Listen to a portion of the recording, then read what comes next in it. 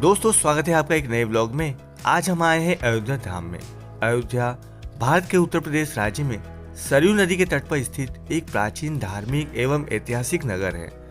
श्री राम जन्मभूमि अयोध्या हिंदुओं के लिए एक महत्वपूर्ण तीर्थ स्थल है। भारत की प्राचीन सप्तपुरियों में से एक अयोध्या को हिंदू पौराणिक इतिहास में पवित्र और सबसे प्रथम माना गया है। राम मंदिर की प्राण प्रतिष्ठा 22 जनवरी को होने के बाद यहाँ देश भर से आने वाले लोगों का तांता लगा हुआ है। लाखों श्रद्धालु भव्य एवं ऐतिहासिक राम मंदिर में रामलला के दर्शन करने पहुंच रहे हैं। दोस्तों अयोध्या घाटों और मंदिरों की प्रसिद्ध नगरी है। पवित्र सरयू नदी यहाँ से होकर बहती है।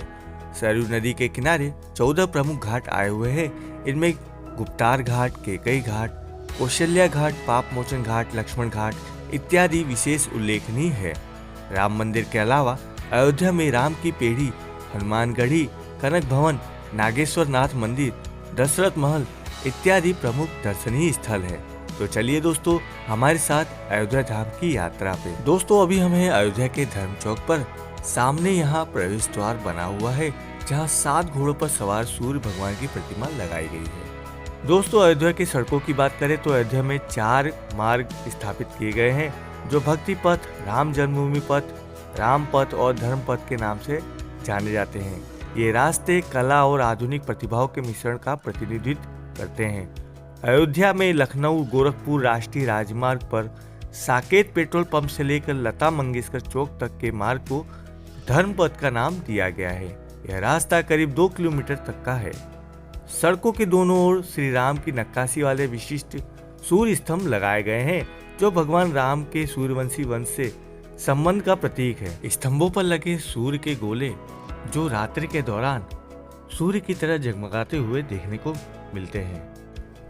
इसके अलावा दोस्तों धर्म पथ से आगमन करने वालों को रामनगरी में होने का आभास कराने के लिए कदम कदम पर रामायण के प्रसंग यहाँ दीवारों पर बने हुए हैं ताकि इस मार्ग से होते हुए रामनगरी पहुँचने वाले भक्त राम कथा से अवगत होते हुए अपनी धार्मिक यात्रा पूर्ण करें। इस पथ पर रामचरित मानस के 7वें अध्याय से संबंधित कथाओं का प्रस्तुतिकरण म्यूरल आर्ट से किया गया है। इसके लिए धर्म पथ पर 30-30 मीटर की दूरी पर दीवारों का निर्माण किया गया है। म्यूरल आर्ट को दक्ष कलाकारों द्वारा दीवारों पर उकेरा गया है। दोस्तों इस पथ पर चलने वाली इलेक्ट्रिक रिक्शा एवं इलेक्ट्रिक बस के द्वारा आप लता मंगेशकर चौक तक आसानी से पहुंच सकते हैं।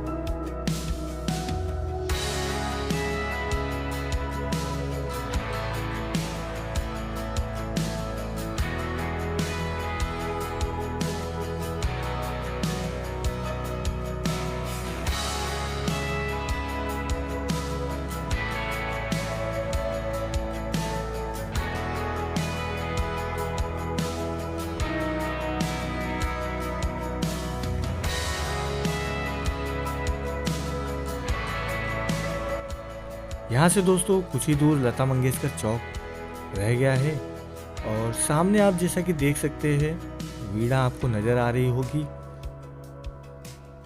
सड़कों के यहाँ दोनों ओर सूर्य स्तंभ आप लगे हुए देख सकते हैं। यहाँ कुल 20 स्तंभ लगाए गए हैं। तो ये है दोस्तों अयोध्या में चलने वाली इलेक्ट्रिक बस, जिसमें बैठकर तीर्थयात्री अयोध्या आए हुए हैं और अभी लता मंगेशकर चौक पर यहाँ उतर रहे हैं। सामने दोस्तों धर्मपथ का मार्ग है, जहाँ से होकर अभी हम आए हैं लता मंगेशकर चौक पर। दोस्तों लता मंगेशकर चौक पर्यटकों और संगीत प्रेमियों के लिए आकर्षण का बड़ा केंद्र है। चौक में 14 टन वजनी और 40 फीट लंबी वीणा को लगाया गया है। मूर्तिकार पद्मश्री पुरस्कार से सम्मानित राम सुतार ने इस वीणा को बनाया है। वीणा में कमल के पुष्प एवं मां सरस्वती का चित्र उकेरा गया है। यह काम 2 महीने में पूरा हुआ है।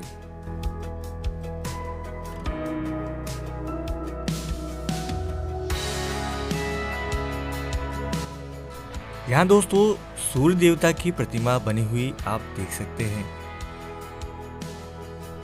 यहाँ से दोस्तों सामने का मार्ग श्री राम जन्मभूमि तीर्थ क्षेत्र की ओर जाता है एवं हनुमानगढ़ी की ओर जाता है।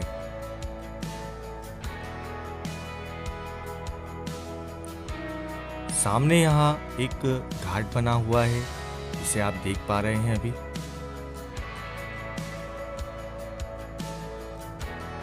दोस्तों अभी हम यहाँ से चलेंगे राम की पेड़ी की ओर, जो दाईं तरफ के मार्ग पर आया हुआ है। वहाँ प्राचीन नागेश्वर नाथ जी का मंदिर भी है, जिनके हम दर्शन करेंगे। तो चलिए राम की पेड़ी की ओर।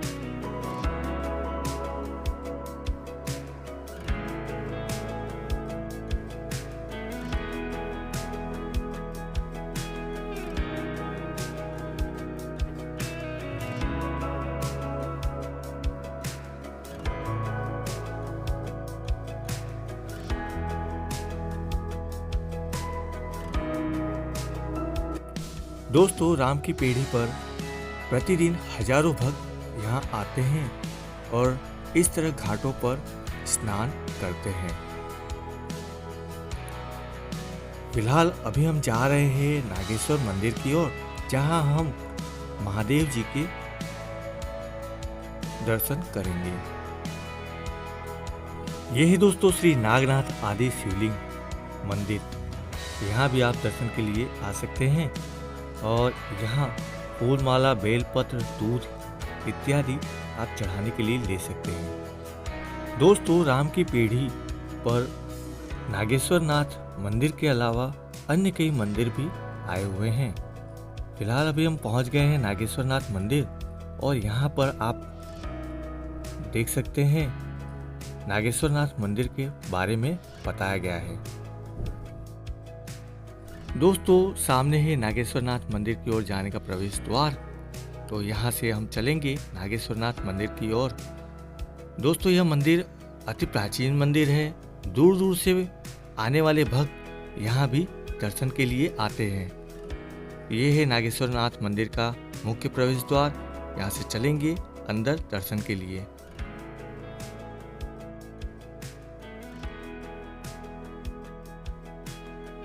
दोस्तों नागेश्वर नाथ मंदिर अयोध्या के लोकप्रिय मंदिरों में से एक है। पौराणिक मानता है कि इस मंदिर का निर्माण राम के पुत्र कुश ने करवाया था। माना जाता है जब कुश सरयू तट पर स्नान कर रहे थे, उस समय उनके हाथों में बंधा बाजूबंद नागलोक की कन्या कुमुदनी को मिल गया और उसने वह बाजूबंद अपने पास रख लिया। जब उन्हें इस बात का पता चला कि वह बाजूबंद नाग कन्या ने रख लिया है, तब कुश क्रोधित हो गए और उन्होंने संपूर्ण नागलोक के विनाश की ठान ली। उन्होंने लगभग 25,000 वर्षों तक नागलोक पर आक्रमण किया। इससे भयभीत होकर नाग देवता ने भगवान शिव की आराधना की। नाग देवता की प्रार्थना सुनकर महादेव इसी सरयू तट पर प्रकट हुए। धर्म ग्रंथों के अनुसार नाग कन्या से विवाह के बाद उसने इस मंदिर का निर्माण करवाया था, जो आज नागेश्वर नाथ मंदिर के नाम से प्रसिद्ध है। सोमवार के दिन यहाँ भक्त जन दर्शन करने आते हैं। शिवरात्रि, नाग पंचमी और सावन के दिनों में यहाँ लाखों श्रद्धालुओं की भीड़ उमड़ती है। यह मंदिर उसी जगह पर है जहां अयोध्या दीपोत्सव कार्यक्रम का आयोजन होता है। भगवान नागेश्वर नाथ के दर्शन करना साक्षात महादेव के दर्शन करने के समान माना जाता है। यहाँ भक्तों द्वारा मांगी हुई मनोकामना अवश्य पूर्ण होती है।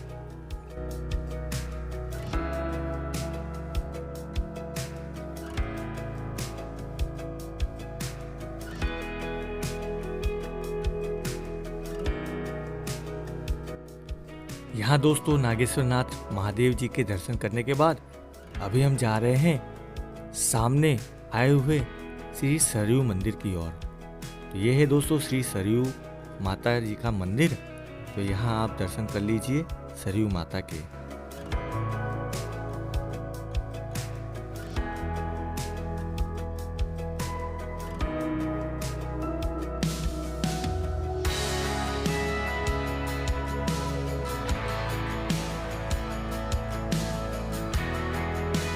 दोस्तों अयोध्या के प्रमुख स्थलों में से एक राम की पेड़ी है। राम की पेड़ी सरयू नदी के किनारे स्थित घाटों की एक श्रृंखला है। प्रत्येक घाट को नाम एवं क्रमांक से यहाँ दर्शाया गया है। घाट के पास ही एक वाटर पंप हाउस बनाया गया है, जिसके द्वारा सरयू नदी का पानी यहाँ घाटों में लाया जाता है एवं पुनः सरयू में इस पानी को प्रवाहित कर दिया जाता है। रात्रि के दौरान यहाँ लाइट और लेजर शो का सुंदर नज़ारा देखने लायक होता है। राम की पेड़ी का गहरा आध्यात्मिक महत्व है। ऐसा माना जाता है कि घाटों पर सरयू नदी के पवित्र जल में डुबकी लगाने से आत्मा शुद्ध होती है और परमात्मा से जुड़ाव होता है। हजारों वर्षों की परंपरा से जुड़ा यह अनुष्ठान राम की पेड़ी का प्रतिनिधित्व करने वाली स्थायी आस्था और आध्यात्मिकता का एक शक्तिशाली प्रमाण है। राम की पेड़ी पर हजारों लाखों दियों की रोशनी से मनाए गए दिवाली उत्सव ने वैश्विक ध्यान आकर्षित किया है। राम की पेड़ी को दीपोत्सव में हजारों लाखों दिए जलाने के कारण कई बार गिनीज वर्ल्ड ऑफ रिकॉर्ड में शामिल किया गया है। जैसा कि दोस्तों आप सामने देख पा रहे हैं, पंपों द्वारा पानी को इस घाट में लाया जाता है। तो यहाँ से दोस्तों आप राम की पेड़ी का सुंदर सा नज़ारा देख सकते हैं। दोस्तों घाटों पर स्नान के लिए आने वाले भक्तों के लिए यहाँ चेंजिंग रूम की भी व्यवस्था की गई है।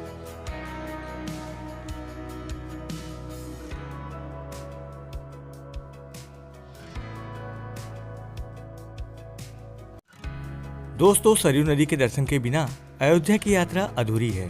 देश के कोने कोने से आए श्रद्धालु सरयू नदी में स्नान करते हैं, साथ ही मां सरयू की आरती का भी आनंद लेते हैं। सरयू तट पर शाम की आरती 6 से 7 बजे के बीच होती है, जहां दूर दराज से आए श्रद्धालु आरती में शामिल होकर अपने आप को सौभाग्यशाली समझते हैं। यहाँ नौका विहार करते हुए सरयू के घाटों का सुंदर नजारा देखने का एक अलग ही एहसास होता है।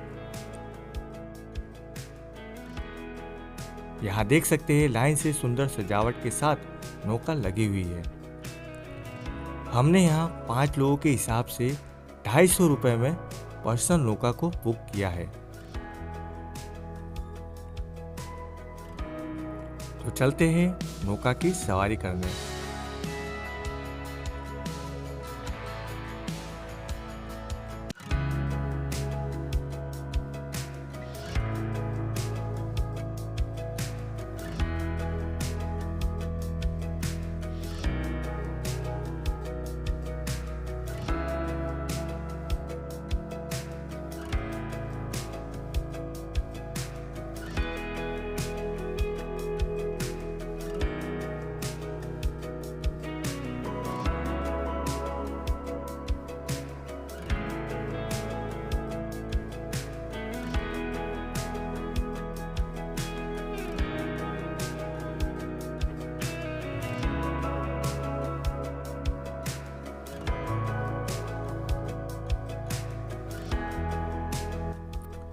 दोस्तों नौका विहार के दौरान आपको घाटों का बहुत ही सुंदर नज़ारा यहाँ देखने को मिलेगा, जैसा कि आप अभी यहाँ देख पा रहे हैं।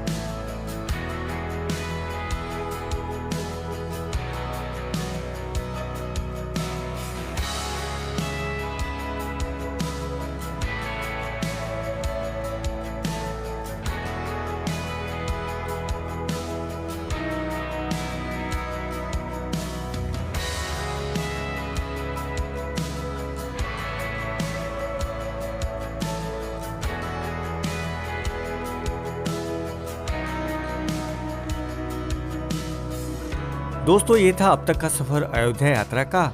आगे हमारी अयोध्या यात्रा जारी रहेगी, जिसमें हम यहाँ आए हुए अन्य प्रमुख स्थलों पर चलेंगे। तब तक के लिए धन्यवाद। जय श्री राम।